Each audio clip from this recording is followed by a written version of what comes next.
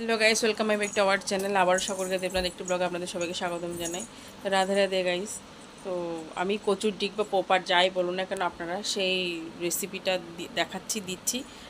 মানে আমি যেভাবে রান্না করেছি সে বাকিটুকু দিচ্ছি। এর আগের ইয়েতে তো আমি মশলাটা করেছিলাম মিক্সিতে, সেটা দেখিয়েছি। তো চলুন ওটা দেখে আসি, ওটার রেসিপিটা একটু দেখে এসে চলুন। এই যে বন্ধুরা, আমি আপনাদেরকে দেখানোর জন্যই আবার করলাম। এই যে পোপাটা কীরকম নরম হয়ে গেছে দেখুন। হ্যাঁ বল, এই যে দেখুন কতটা নরম হয়ে গেছে। আরও একটু নরম হবে, এগুলো একদম আমিষের মতো হয়ে যাবে। হয়ে গেলে তারপর আমি এতে ওই যে মশলাটা এখানে মিক্সচার করেছি সেগুলো দেব। তো দেখতে থাকুন। কিছু বলবি বল।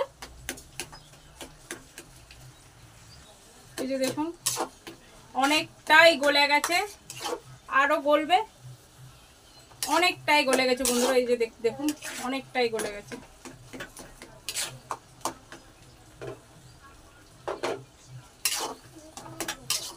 আর একটু গলবে বন্ধুরা, একদম আমিষ হয়ে যাবে।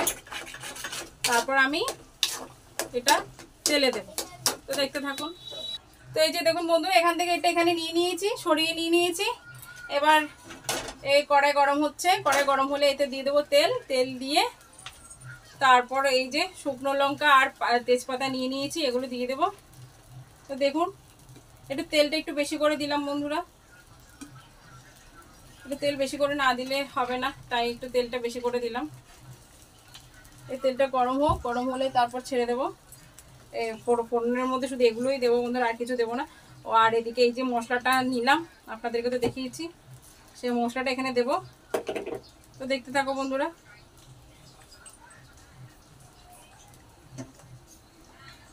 তেলে ধোয়া উঠছে, গরম হয়ে গেছে।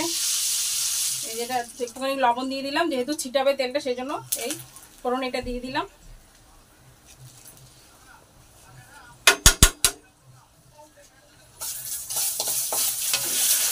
তারপর পেঁয়াজগুলো দিয়ে দেবো বন্ধুরা। পেঁয়াজগুলো দিয়ে দিলাম।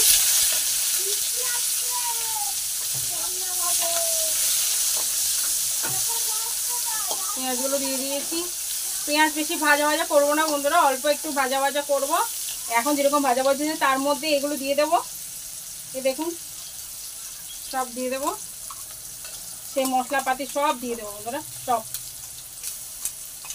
এখানে আর দেওয়ার মধ্যে শুধু থাকবে একটু জিরার গুঁড়ো, সেটাও আমি একসাথে দিয়ে দেবো বন্ধুরা, আপনারা দেখতে থাকুন। হলুদের গুঁড়ো দেবো।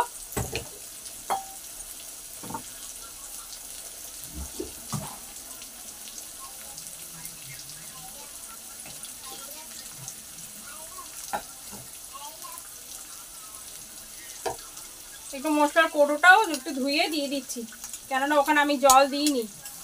জল ছাড়া এগুলো আর কী করে করবে বলুন।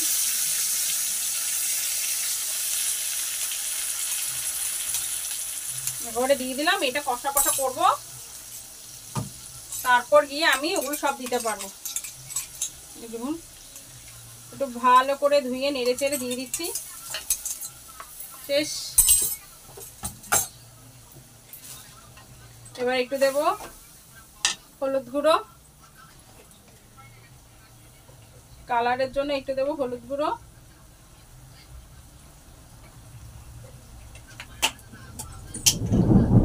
দেখুন বন্ধুরা, বাইরে বিদ্যুৎ চমকাচ্ছে কিন্তু ঘরে গরম যাচ্ছে না। একটু লঙ্কা গুঁড়ো দিয়ে দিলাম বন্ধুরা, যেহেতু রাতে খাবো তাই।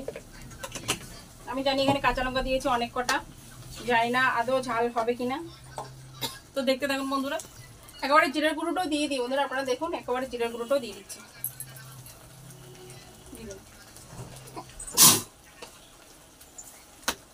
আঁচটা ছোট করে দেবো, আঁচটা ছোট করে এটা কষাবো। দেখতে থাকুন।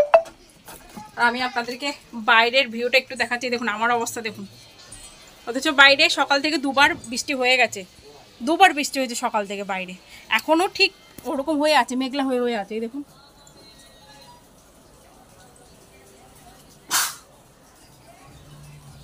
চারপাশটাই মেঘলা হয়ে আছে, কিন্তু গরম যাচ্ছে না। প্রচুর গরম, প্রচুর গরম লাগছে, প্রচুর গরম, কিছুতেই গরম যাচ্ছে না, প্রচুর গরম। তো দেখতে থাকুন বন্ধুরা। এই দেখুন বন্ধুরা, তেল ছেড়ে দিয়েছে, দেখতে পাচ্ছেন তেল ছেড়ে দিয়েছে।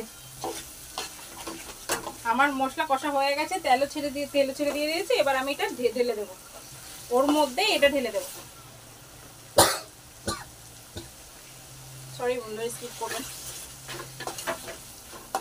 মশলা তো, মশলার ঘ্রাণটা না গেছে বলে তাই এমনটা হয়েছে। এই যে তেল ছেড়ে দিয়েছে, এবার আমি এটা ওখানে দিয়ে দিলাম।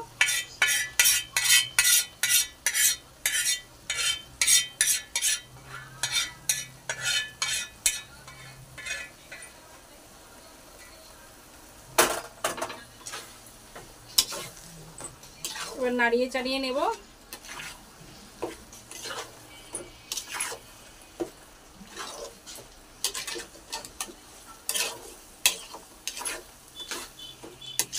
দেখেছেন কত সুন্দর হয়ে গেছে।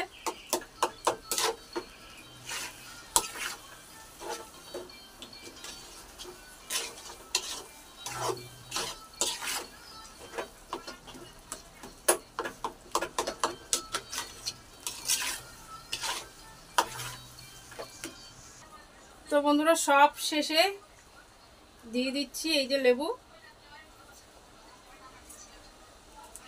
ওই যে বাবা লেবু এনেছিল, আমি আপনাদেরকে বলেছিলাম।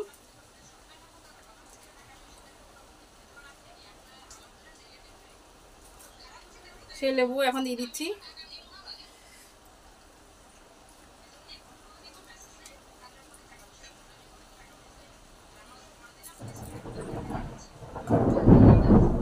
দেখুন বাইরে কিভাবে মেঘ ডাকছে, আপনারা শুনতে পাচ্ছেন? আমি এখানে শুনতে পাচ্ছি মেঘের গর্জন।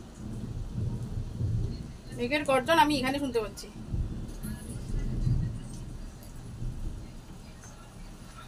এগুলো দেওয়া মেইনলি একটা কারণে বন্ধুরা, কেন জানেন?